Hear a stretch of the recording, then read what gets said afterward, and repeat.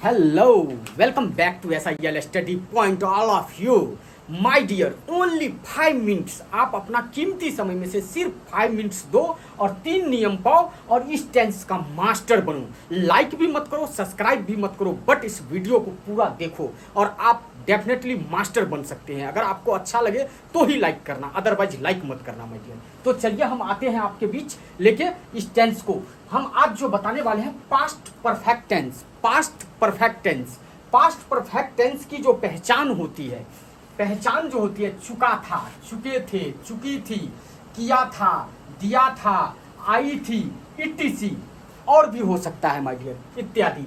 All persons मतलब सभी व्यक्ति, जैसे कि I, we, you, he, she, it, single, they, जो भी है सब के साथ क्या चीज का प्रयोग होगा? Verb plus verb third plus object का प्रयोग होगा माय डियर।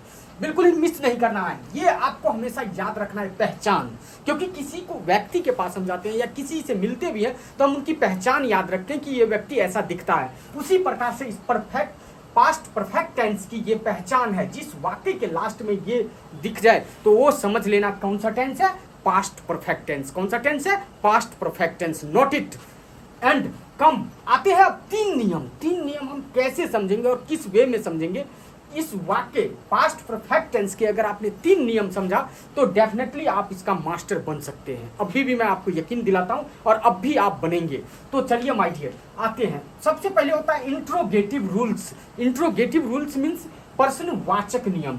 जो वाक्य हम हमेशा प्रश्न करते हैं तो वो एक नियम होता है जिसे हम प्रश्नवाचक रूल्स कहते हैं माय डियर, नियम कहते हैं। तो इसको किस वे में प्रयोग करते हैं सबसे पहले समझिए। सबसे पहले क्या है यहाँ? हैड। हैड है।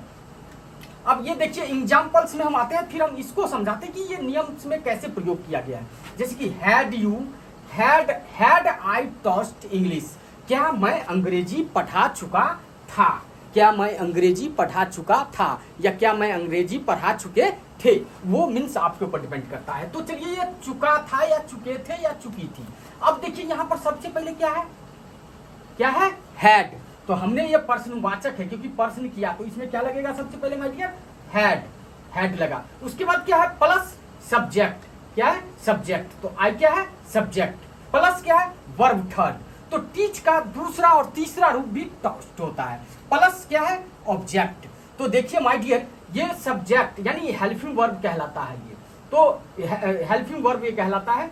तो हेड को हमने डायरेक्ट प्रयोग कर दिया ताकि आपने ओनली इसका सहयोग करने वाला सिर्फ और सिर्फ एक है, सिर्फ हेड इसको सहयोग करता है पास्ट परफेक्ट टेंस के। इसके अलावा इसका हेल्पिंग वर्ब और कोई भी नहीं है, सिर्फ और सिर्फ हेड है इसका helping verb. Past perfect tense का हेल्पिंग वर्ब ओनली और ओनली हेड है, इसलिए मैं हेल्पिंग वर्ब की जगह पे हेड डायरेक्ट लिख दिया, बट इसे हेल्पिंग वर्ब कहते हैं। तो माय डियर आप समझिए ये हेल्पिंग वर्ब है, ये सब्जेक्ट है, ये वर्ब है थर्ड प्लस ऑब्जेक्ट है। तो देखिए इसी प्रकार से कुछ एग्जांपल्स हमने लिए। हैड यू अंडरस्टूड, क्या आप समझ चुके थे? हैड वी आस्क्ड, क्या हम पूछ चुके थे? हैड दे प्लेड क्रिकेट, क्या वे क्रिकेट खेल चुके थे? हैड ही लर्नड इंग्लिश, क्या वह अंग्रेजी सीख चुके थे? हैड सी प्रिटेंडेड, क्या वह बहाना बना चुकी थी?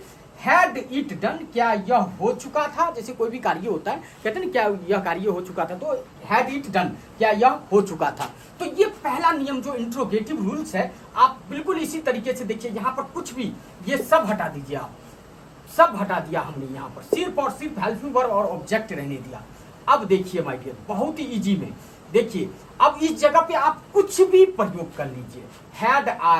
हैड आई गोन, क्या मैं जा चुका था? हैड आई कम, क्या मैं आ चुका था? मतलब छोटा छोटा वर्ड का प्रयोग करके देखिए, इस वे में आप इस टेंस को बना सकते हैं। कितना इजी हो गया इंट्रोगेटिव। ये रूल्स को आपको रिमेंबर करना है, इसे समझना है, ये रूल्स समझना है और पहचान को याद रखना है। ऑटोमेटिक पास्ट परफेक्ट टेंस दिमाग में सेट हो जाएगा, ये कभी लाइफ में निकलेगा नहीं। तो ये तो हो गया पहला नियम। अब हम बात करते हैं दूसरा नियम कैसे बनाएंगे। दूसरा कैसे बनता है, बिल्कुल ही क्लास को मिस नहीं करना है, आपको मैं समझा रहा हूं दूसरा नियम कैसे बनता है। दूसरा जो आता है my dear affirmative. Affirmative rules. Affirmative rules यानी सकारात्मक नियम। सकारात्मक नियम, यानी सकारात्मक में हम एग्जाम्पल्स कुछ ले लेते हैं, examples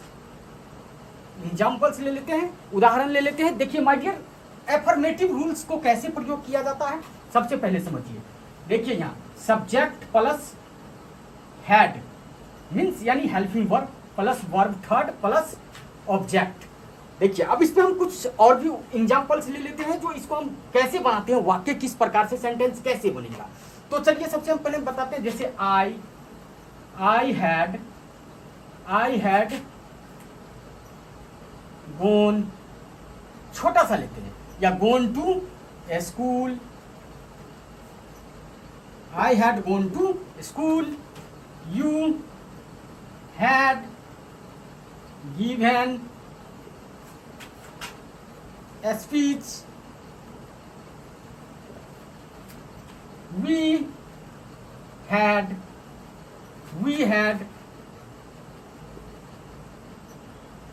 taken tea, they had asked them, they had asked you, she had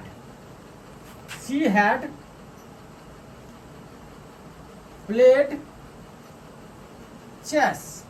तो चलिए माय डियर, देखिए अब हम सबसे पहले समझेंगे इसमें कैसे।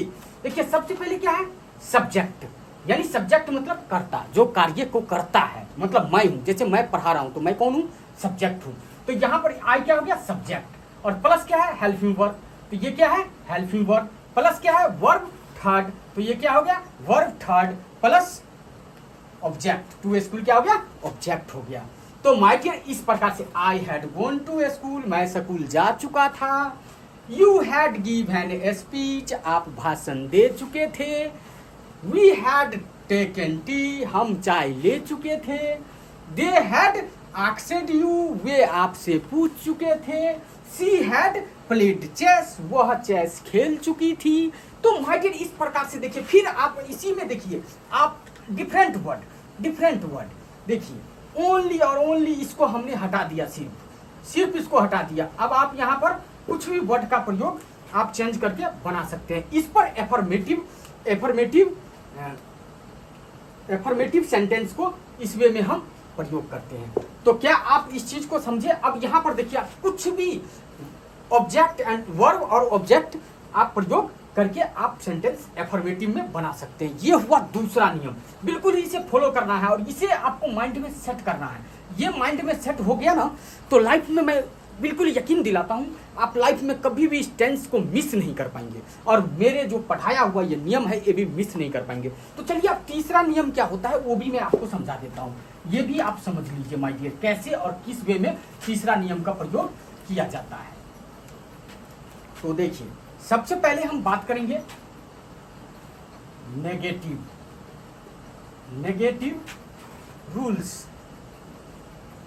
रूल्स का मतलब क्या होता है माय डियर, नकारात्मक नियम, यानी नहीं में जवाब देना। कोई भी कार्य मना कर देते हम, नहीं मैं नहीं कर चुका था, मैं नहीं किया था, मतलब ये जो है किया था, गया था, ये सब इस तरीके से प्रयोग किया जाता है। ये पहचान बिल्कुल नहीं भूलना है, पहचान से ही वाक्य की पहचान होती है। जैसे कि मैं आपको पढ़ा रहा हूं तो आप मेरे पढ़ाने का स्टाइल, मेरा SIL स्टडी पॉइंट के हिसाब से आप मेरी पहचान कर रहे हैं। तो माय डियर उसी प्रकार से इसका पहचान है ये, तो इसे बिल्कुल मिस नहीं करना। तो नेगेटिव रूल्स हमने दो नियम इंट्रोगेटिव एंड एफर्मेटिव समझा दिया। अब नेगेटिव की हम बात करते हैं, इसकी रूल्स हम कैसे बनाते हैं माय डियर वो समझिए। सबसे पहले आता है सब्जेक्ट प्लस हैड, यानी नोट लगा लो, एक ही बात है क्योंकि हेल्पिंग वर्ब तो एक ही है और तो कोई है नहीं, तो इसके साथ नोट ही लगेगा, plus verb third plus object. अब देखिए अब इस पर फिर कुछ हमने उदाहरण ले लेते हैं, जैसे कि आई हैड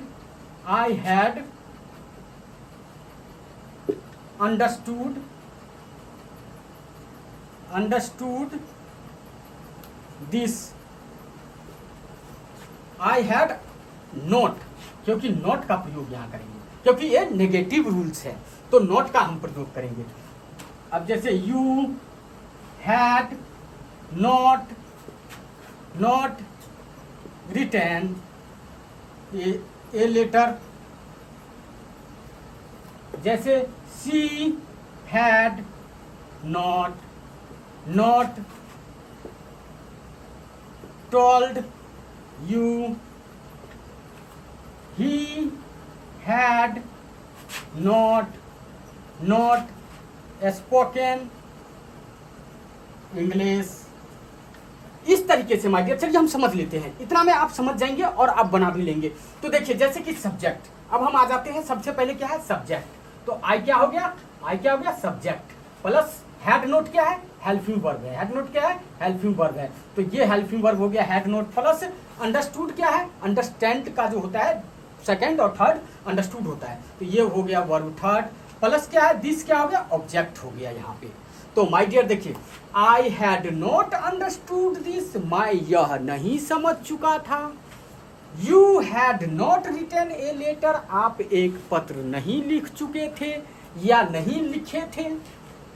अब she had not told you, वह आपको नहीं बता चुकी थी। He had not spoken English, वह अंग्रेजी नहीं बोल चुका था। तो माय डियर ये नियम है और ये तीनों नियम को बिल्कुल ही आपको फॉलो करना है, मिस नहीं करना है। अब देखिए इसी पर आप फिर से आप चेंज करके कुछ भी एक्शंस का आप प्रयोग करके बना सकते हैं। देखिए जैसे आई हैड नॉट टोल्ड ए लाई, मैं झूठ नहीं बोल चुका था। You had not spoken the truth, समझ रहे हैं माय डियर, आप सत्य नहीं बोल चुके थे।